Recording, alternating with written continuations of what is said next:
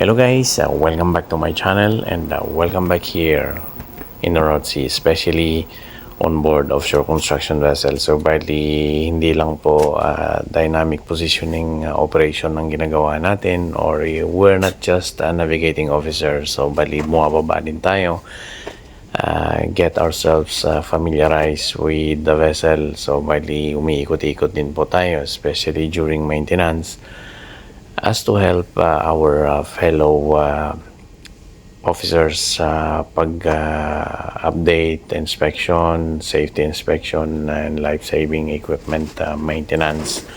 Part po ng trabaho natin ay bumaba din at mag-inspection. So yan po, bali isa sa mga nagawa ko after ng watch ko, after 12-hour dynamic positioning operation watch, ay humingi po ako ng TM job sa kanila, which is due on this particular day or within the next few days period, para ako naman yung bumaba at mag-inspection and to walk around. So ito po yung napili ko, which is yung chemical locker natin ay ma-inspection natin according to the list. So usually yan po yung ginagawa namin.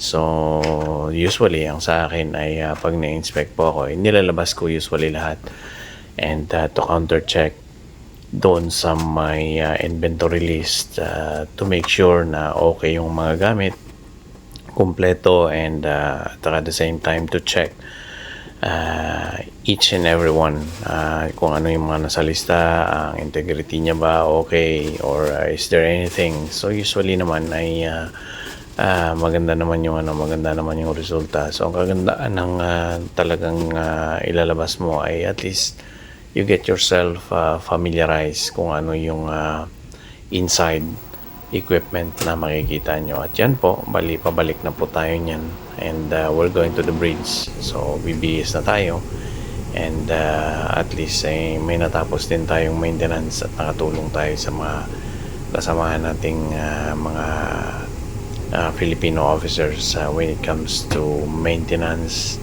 safety, and life-saving inspection. So yan ay pagka-bihis ko po niyan ay pabalik na ako sa bridge, and to give the list to them so that we can close it out sa may maintenance system namin. So yan po ang trabaho namin dito sa barko.